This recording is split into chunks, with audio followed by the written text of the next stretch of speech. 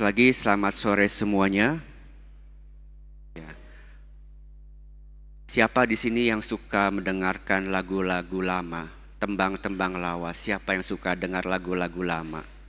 Ya, ya.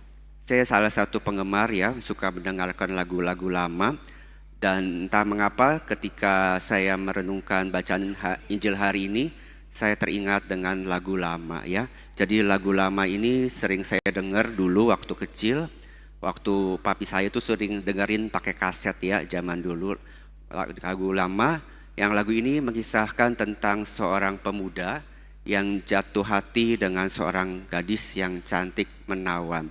Tetapi ternyata gadis ini belum memberikan pilihan, dan gadis ini memiliki dua pilihan, yaitu antara memberikan berkata ya, yaitu dengan memberikan tangan kanan yang isinya adalah madu, atau memberikan tangan kiri yang isinya adalah racun. Ada yang tahu judul lagunya? Ya, pintar. Madu dan racun. Masih ingat lagunya? Mau nyanyi?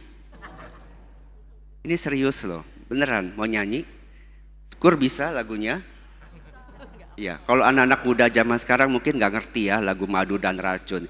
Kalau ngerti berarti umurnya sekarang minimal sudah 50 tahun atau 40 tahun ke atas ya. Ayo, ya kita nyanyi referennya aja ya supaya ngerti apa itu lagu Madu dan Racun. Kur siap?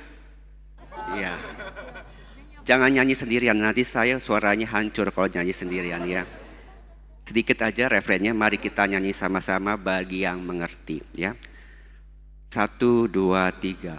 Madu di tangan kananmu, racun di tangan kirimu. Aku tak tahu mana yang akan kau berikan padaku.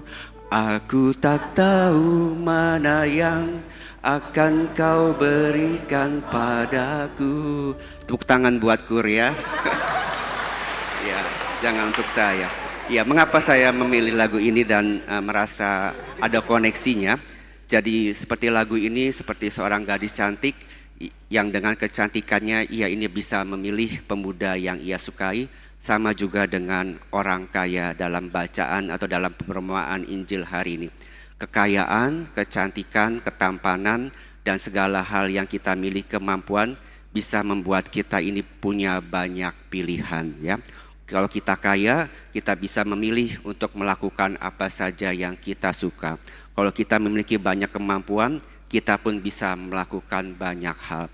Kalau kita cantik, kita ganteng, kita punya banyak pilihan, mau milih yang mana. Tetapi sebaliknya, bagaimana? Tetapi dalam bacaan Injil hari ini, dalam perumpamaan hari ini, sekalipun orang kaya ini punya banyak pilihan, punya banyak harta, tapi hal itu tidak dapat menyelamatkan hidupnya. Bahkan dikatakan orang kaya ini justru masuk ke dalam neraka. Mengapa demikian?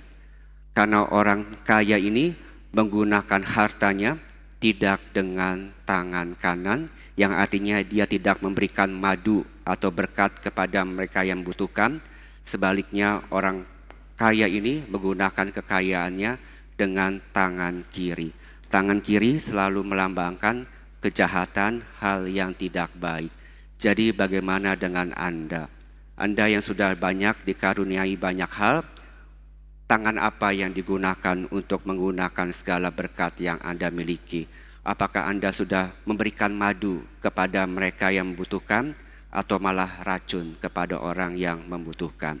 Sekali lagi, bacaan Injil hari ini telah menunjukkan orang kaya ini masuk neraka bukan karena ia kaya, tetapi karena ia memilih untuk berpangku tangan dan tidak memberikan hartanya dengan tangan kanan. Pertanyaannya sekarang adalah, mengapa si Lazarus ini, orang pengemis ini bisa masuk surga? Hal baik apa yang ia lakukan? Dia pengemis, tidak punya apa-apa, bahkan tidak melakukan apa-apa. Mengapa justru ia yang bisa masuk surga? Jika demikian, mungkin ada beberapa orang mikir, sudah lebih baik kita miskin aja ya, jadi orang miskin, toh jadi pengemis bisa masuk surga. Ya, Tentu pikirannya jangan demikian. Ini bukan perkara menjadi miskin atau kaya. Si miskin atau Lazarus ini bisa masuk surga karena ia tidak menggunakan kemiskinannya untuk hal-hal yang tidak baik.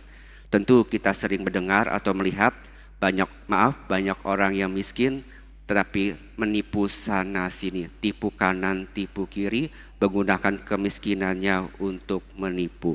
Si Lazarus dalam bacaan Injil hari ini, sekalipun ia miskin, bahkan ia dikatakan duduk di pintu dan dekat meja makan, yang artinya dia punya kesempatan untuk mencuri. Tentu orang kaya ini perabotannya bagus-bagus ya, piring sendoknya dari emas, tapi ia tidak mencuri. Jadi si Lazarus ini masuk surga bukan karena ia miskin, tetapi ia setia dengan imannya. Hal ini seperti yang dikatakan dalam bacaan kedua dari surat Rasul Paulus kepada Timotius, bertandinglah dalam pertandingan iman yang benar dan rebutlah hidup yang kekal. Lazarus telah bertanding dengan imannya, sekalipun dalam penderitaan kemiskinannya, ia tidak menggunakan kemiskinannya untuk hal yang baik. Sedangkan si orang kaya itu, sekalipun ia punya banyak pilihan, ia memiliki baju yang indah, hidupnya bergelimang harta, tetapi seperti kata nubuat Nabi Amos dalam bacaan pertama, celakalah orang yang merasa aman, karena mereka semua akan diusir dan hidup hampa.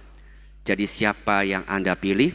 Sekali lagi, ini bukan memilih kaya dan miskin, tapi pilihannya adalah tangan mana yang Anda gunakan untuk menjadi berkat, untuk berbagi. Apakah tangan kanan yang artinya kita mau memberikan madu, memberikan berkat kepada orang lain, ataukah tangan kiri yang penuh racun, penuh hal-hal yang tidak baik yang justru bisa merugikan banyak orang.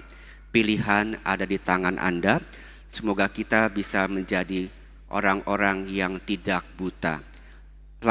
Orang kaya itu tidak mau menolong karena hatinya buta oleh kekayaan. Jangan sampai mata hati kita dibutakan sehingga kita ini tidak peduli dengan orang-orang yang ada di sekitar kita. Sungguh dosa bukan hanya karena kita berbuat jahat, tidak berbuat apa-apa juga bisa membuat kita jatuh dalam dosa. Oleh karena itu mari kita berdoa di dalam perayaan Ekaristi ini, supaya kita sungguh-sungguh bisa menjadi orang yang membawa berkat, selalu menggunakan kemampuan kita, harta kita dengan tangan kanan. Dan satu pesan yang istimewa dari perumpamaan ini adalah seperti dikatakan dalam bagian akhir perumpamaan ini, di mana dikatakan, jika mereka tidak mendengarkan kesaksian Musa dan para nabi, mereka tidak juga akan mau diyakinkan sekalipun oleh seorang yang bangkit dari antara orang mati. Siapa yang bangkit dari antara orang mati? Dialah Tuhan Yesus. Tuhan Yesus sudah bangkit, tapi banyak orang yang menolak untuk percaya. Mengapa? Karena mata mereka buta dan mereka lebih memilih untuk menggunakan tangan kiri mereka yang penuh dengan dendam, kemarahan, iri hati, tidak mau mengampuni. Oleh karena itu, kita yang sudah percaya akan Tuhan terus berusaha berjuang untuk terhindar dari sikap tidak peduli, kebutaan rohani, dan mari kita berlomba-lomba untuk berbuat baik. Gunakanlah tangan kanan sebagaimana yang selalu diajarkan orang tua kita ya, sejak kecil. Pakailah tangan kanan untuk menulis, pakailah tangan untuk makan dan lain sebagainya. Tangan kanan melambangkan kebaikan. Oleh karena itu jangan jemu-jemu berbuat baik, sekalipun mungkin tidak dianggap, sekalipun dianggap orang aneh, tapi teruslah berbuat baik. Karena kebaikan tidak bisa dikalahkan dengan kejahatan. Madu tetap madu, akan selalu manis di hati kita, di hati sesama, dan tentu di hati Tuhan. Itulah yang berkenan di hati Tuhan. Semoga demikian, Tuhan memberkati.